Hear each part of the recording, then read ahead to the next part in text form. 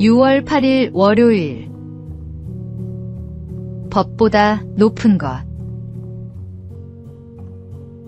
조선시대 어느 고을에 원칙을 몹시 좋아하는 젊은 서리가 있었습니다. 무슨 일만 생기면 장부를 펼쳐 들고 말했습니다. 규정대로 해야 합니다.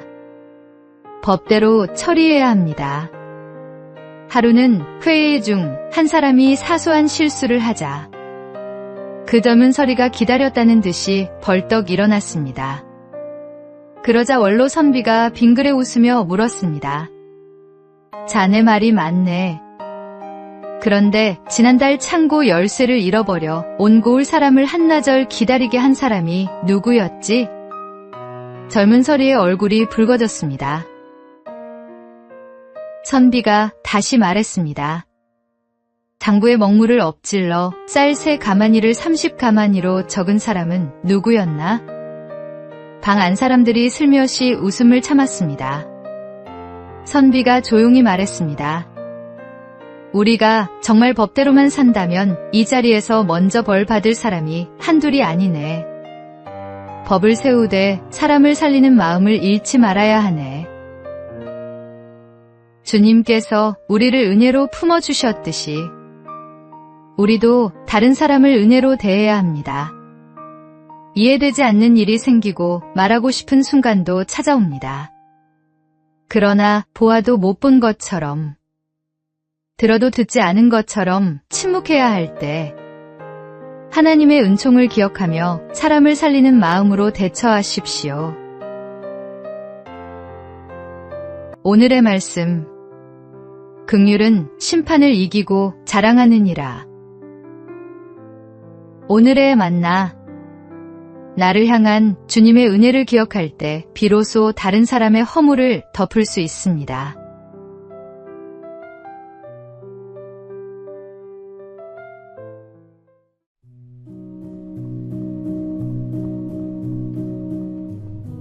(6월 9일) 화요일. 내려온 사랑. 한 왕자가 말을 타고 사냥을 가던 길에 빈민촌을 지나게 되었습니다. 그곳에서 그는 아름답고 순수한 한 여인을 만났습니다. 왕궁으로 돌아온 뒤에도 왕자는 그 여인을 잊을 수 없었습니다. 왕자의 마음에는 고민이 생겼습니다. 신분의 차이가 두 사람 사이에 아무 문제가 되지 않는다는 것을 어떻게 전할 수 있을까? 자신의 사랑이 진심임을 어떻게 믿게 할 수 있을까? 마침내 왕자는 한 가지 결심을 했습니다. 그는 왕궁의 화려한 삶을 내려놓고 여인이 사는 시골 마을로 내려갔습니다. 작은 방을 얻어 몫으로 살아가기 시작했습니다. 가난한 사람들과 함께 일하며 그들의 풍습을 배우고 그들의 말을 익히며 그들의 삶 속으로 들어갔습니다. 그렇게 왕자는 낮은 자리에서 살아가며 마침내 그 여인의 마음을 얻었습니다. 예수님께서는 우리를 사랑하시기 위해 하늘의 영광을 내려놓고 낮은 이 땅에 오셨습니다. 우리의 연약함을 아시고 죄와 아픔을 친히 담당해 주셨습니다. 말씀이 육신이 되어 우리 가운데 거하신 그 사랑. 이 땅에 오신 것만으로도 이미 영광을 포기하신 것입니다. 주님은 지금도 우리에게 사랑을 고백하고 계십니다. 이제는 우리가 그 사랑에 응답할 차례입니다. 오늘의 말씀. 그는 근본 하나님의 본체시나 하나님과 동등됨을 취할 것으로 여기지 아니하시고 오히려 자기를 비워 종의 형체를 가지사 사람들과 같이 되셨고. 오늘의 만나. 하늘 보좌를 떠나 우리 곁에 오신 주님 앞에 마음을 낮추십시오. 그 낮아지심이 우리를 자녀 삼으셨고 그 희생이 우리를 살렸습니다.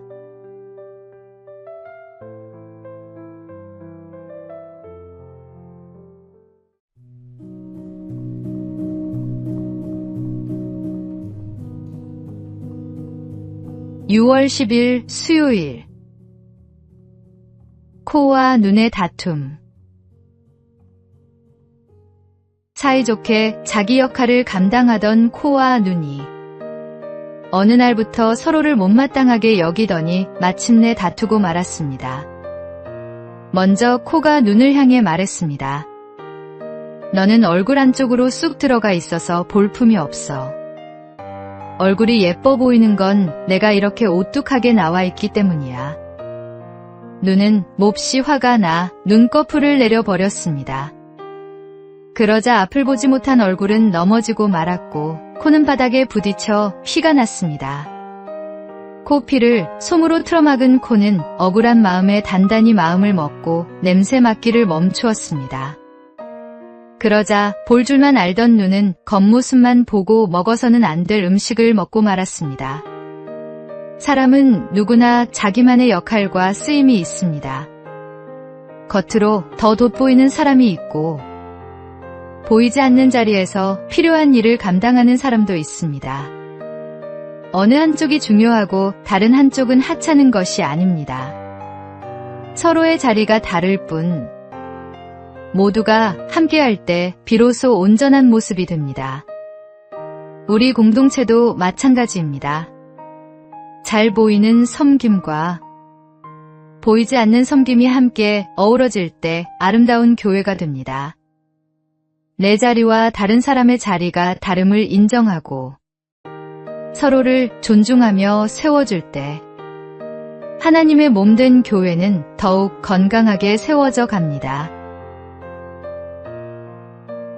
오늘의 말씀. 몸은 하나인데 많은 지체가 있고 몸의 지체가 많으나 한 몸임과 같이 그리스도도 그러하니라. 오늘의 만나. 내 역할이 돋보이지 않는다고 낙심하지 마십시오. 보이는 자리와 보이지 않는 자리가 함께 어우러질 때 공동체는 더욱 건강해집니다.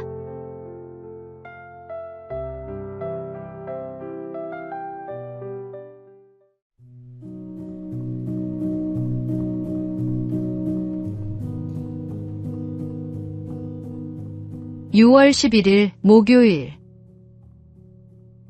5분의 무게. 도스토예프스키는 29살 때 국가내란 음모 혐의로 체포되어 사형 선고를 받았습니다. 영하의 추위가 몰아치던 겨울날, 그는 형장으로 끌려가 사형 집행을 기다리게 되었습니다. 기둥에 묶인 그의 앞에는 이제 단 5분의 시간만 남아 있었습니다. 그는 그 짧은 시간을 어떻게 사용할지 생각했습니다. 2분은 곁에 있는 친구들과 마지막 인사를 나누는 데 쓰고 2분은 자신이 살아온 지난날을 돌아보는 데 쓰며 마지막 1분은 눈앞에 펼쳐진 하늘과 대지를 바라보는 데 쓰기로 했습니다. 총의 탄환을 장전하는 소리가 들려왔고 죽음의 공포가 온몸을 휘감았습니다. 바로 그 순간 한 병사가 흰 수건을 흔들며 형장으로 달려왔습니다. 시베리아 유형으로 감형하라는 황제의 칙령이 내려졌던 것입니다. 죽음 직전에서 목숨을 건진 그는 그날 이후 마지막으로 주어졌던 5분을 평생 잊지 않았습니다. 그리고 시간을 금쪽같이 여기며 살아갔습니다. 5분 뒤가 없다고 생각해 보십시오. 우리는 결코 1분의 시간도 함부로 흘려보내지 못할 것입니다. 오늘 주어진 시간은 당연한 것이 아니라 하나님께서 허락하신 귀한 선물입니다. 지금 이 순간을 헛되이 보내지 말고 감사와 믿음으로 살아가시기 바랍니다. 오늘의 말씀.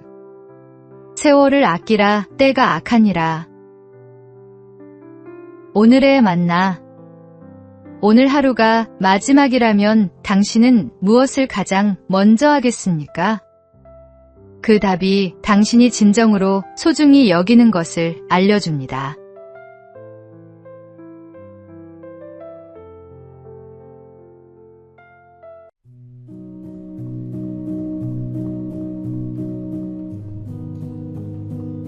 (6월 12일) 금요일. 받은 사랑을 기억할 때 영화 집으로 애는 7살 소년 상우와 시골 외할머니의 이야기가 나옵니다. 도시에서 자란 상우는 형편이 어려워진 엄마를 따라 외할머니 댁에 맡겨집니다. 말도 하지 못하고 글도 읽지 못하는 할머니가 상우에게는 모두 못마땅했습니다. 상우는 할머니의 정성을 쉽게 알아차리지 못했습니다.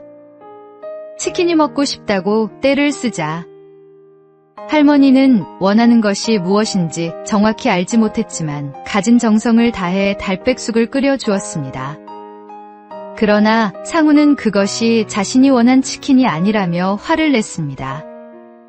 그럼에도 할머니는 나무라기보다 묵묵히 품어주었습니다. 투정을 부려도 버릇없이 굴어도 할머니는 말없는 사랑으로 손자를 돌보았습니다. 처음에는 받는 것만 당연하게 여기던 상우의 마음도 시간이 지나며 조금씩 열리기 시작했습니다. 할머니가 아플 때 음식을 챙겨드리고 떠나기 전에는 그림 편지를 남기는 아이로 변해갔습니다.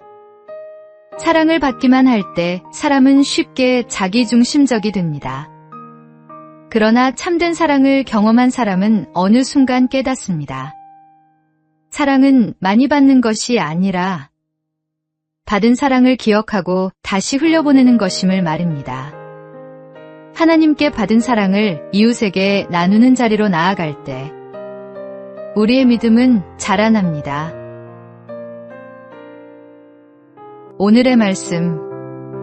사랑하는 자들아, 하나님이 이같이 우리를 사랑하셨은즉 우리도 서로 사랑하는 것이 마땅하도다. 오늘의 만나. 사랑받는 사람이 되는 것도 복이지만 사랑할 줄 아는 사람이 되는 것은 더 큰 은혜입니다.